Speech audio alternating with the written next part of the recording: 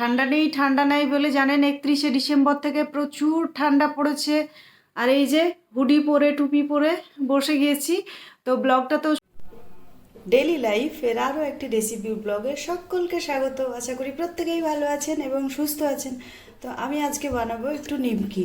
তো তার জন্য আমি ময়দাটা আগে ভিজিয়ে নিই। তো ঘি দিয়ে দিলাম কিছুটা, পরিমাণ মতো দেব লবণ, মানে আমার যতটা নিয়েছি ময়দা নেব সেই পরিমাণে, আর কিছুটা দিয়ে দেবো এইখানে চিনির গুঁড়ো, মানে নিমকি বানাচ্ছি তো ঘরোয়া নিমকি, তাহলে একটু তো চিনি দিয়ে দিলাম। চিনিটা অবশ্য গুঁড়ো করা ছিল।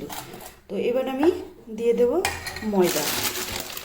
ময়দা আমি প্যাকেটের মধ্যেই রাখি, কেন জানেন? ময়দা আমাকে সবসময় ফ্রিজে রাখতে হয়, নাহলে অমনি পিঁপড়ে পোকা চলে আসে। তো এবার এটাকে ভালোভাবে ময়ানটা দিয়ে নিই, মানে এগুলো একসাথে মিক্সড করে মেখে নিই। প্রয়োজন পড়লে আরও ময়দা দিয়ে দেব। এই যে কালো জিরেটা দিয়ে দিলাম, এটা ছাড়া তো মানে নিমকি ইনকমপ্লিট। তো দিয়ে এই ময়দাটাকে আমি এবার টাইট করে মেখে নেব। আমি এই যে ঘিটি দিয়ে মেখে নিলাম, এবার জল দেব, অল্প অল্প করে দেব। এটা কিন্তু লুচির মতো নরম হবে না, একটু শক্ত হবে। তো মেখে নিই, তারপরে দেখাচ্ছি আপনাদেরকে মানে কি পরিমাণে শক্তটা হবে।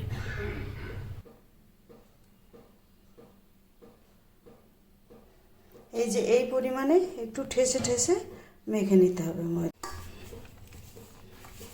এই দেখুন এরকম টাইট হয়ে এসছে। এবার কিন্তু এতে জল দেব না, হাতে করে এই যে গামলার গায়ে যেগুলো লেগে আছে সেগুলোকে সব মেখে নেব। ময়দাটা পুরো মাখা কমপ্লিট হয়ে গেছে। তো আমি এই যে একটা ঢাকনা দিয়ে, মানে একটা কাপড় দিয়ে এটাকে সরিয়ে রেখে দিলাম। এটা আধা ঘন্টা মতো রেস্টে থাকবে।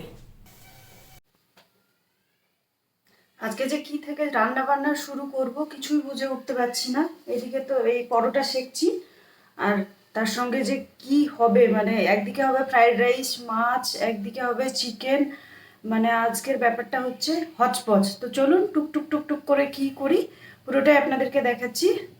তো এদিকে যে একটা পরোটা সেকে নিয়েছি। তো কালকেকার রাত্রে তরকা আছে, তরকা দিয়ে পরোটাটা ছেলেকে দিয়ে দেবো। তো এই যে অল্প একটু চিকেন আছে, তো চিকেনের জন্য কড়াই বসিয়ে দিয়েছি। তো কড়াইয়ে তেল দিয়ে দেবো।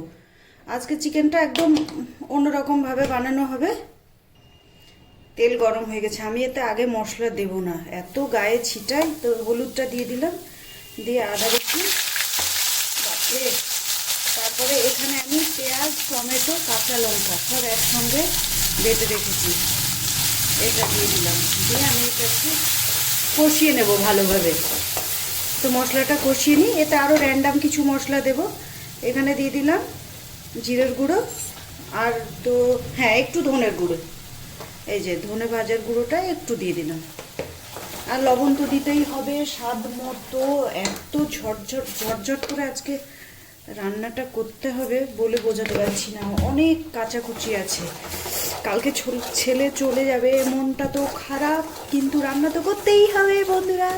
তো ছেলে স্পেশাল আজকের অনেক অনেক রেসিপি। তো চলুন কি কি রেসিপি পুরোটাই দেখা। তো চিকেনটা আমি এই যে পুরোটাই দিয়ে দিলাম, ঠাপ করে আওয়াজ হলো। তো এবার আমি গ্যাসের ফ্লেম বাড়িয়ে এটাকে খুব ভালোভাবে কষিয়ে নেব। আরে বাবা উল্টাস না।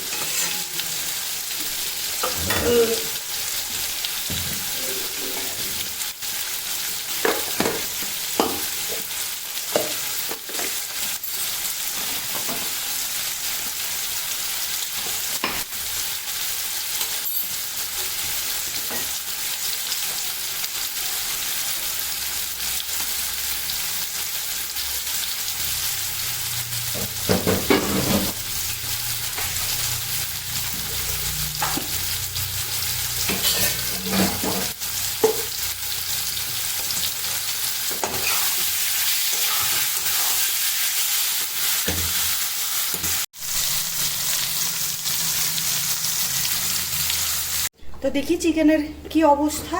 তো এই যে দেখুন, চিকেন থেকে তো জল ছেড়ে দিয়েছে। তো এই চিকেনের জলের মধ্যেই চিকেনটা হয়ে যাবে। তো চিকেন হতে থাক, আবারও ঢাকনা বন্ধ করে দেব। দুটো কাঁচা লঙ্কা ফেলে দিচ্ছি, আর ওইদিকে গ্যাসে ভাতটা বসিয়ে দিয়েছি, মানে ফ্রাইড রাইসের যে রাইসটা রেডি হবে। তো এই যে ফ্রাইড রাইসের রাইসটাকে রেডি করতে দিয়ে দিয়েছি। আর এইদিকে এই যে দেখুন, একদম এটা বিনস, গাজর, কাজু বাদাম, মটরশুঁটি সব কিছু কেটে রেডি করে রেখেছি। তো আজকে ঝটপট করে নেব।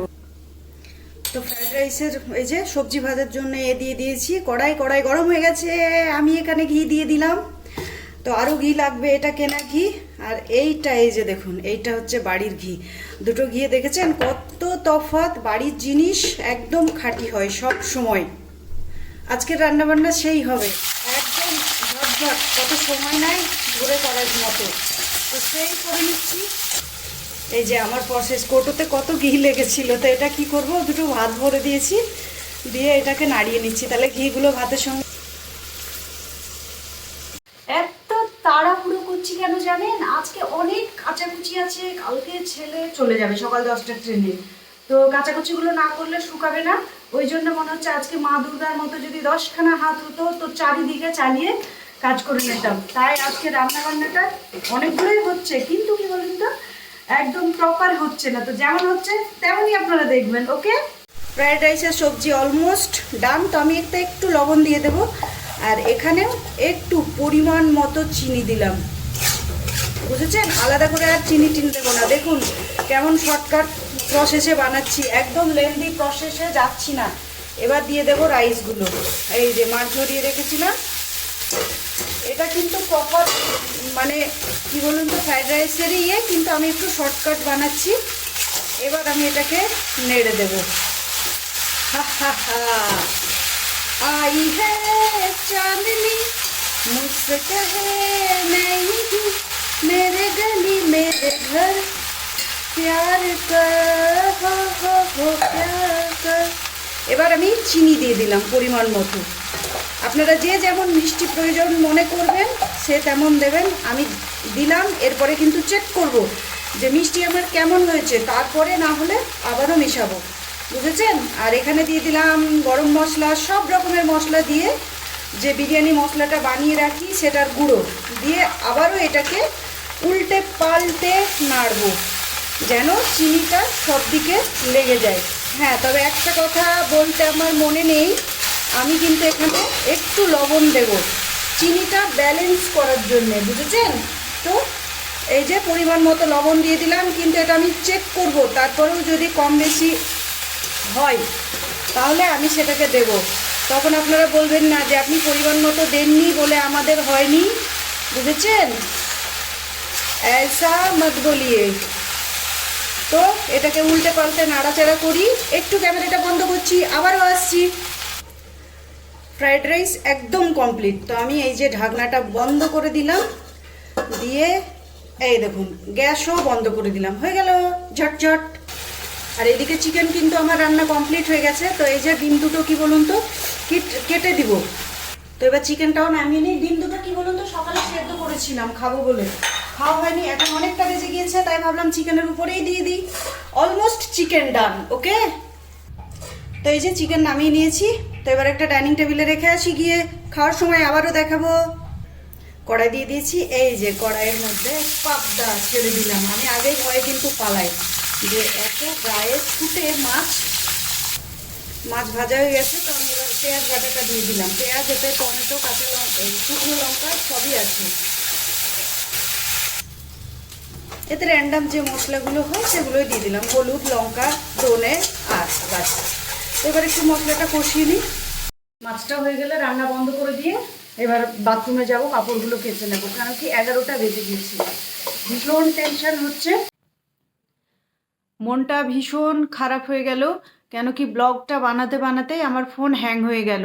তো তারপরে সেখানে সার্ভিস সেন্টারে দেওয়া হলো। সার্ভিস সেন্টারে 3-4 দিন সময় নিল, 5,000 টাকা লাগলো, সেরে দিল। কিন্তু নেক্সট টাইম যেই ভিডিও অন করতে গেলাম আবার সেই হ্যাং হয়ে গেল, আবার তাকে দিয়ে আসলাম। এই কারণে আমি ব্লগটাকে কমপ্লিট করতে পারিনি, 5 দিন ব্লগ দিতে পারিনি।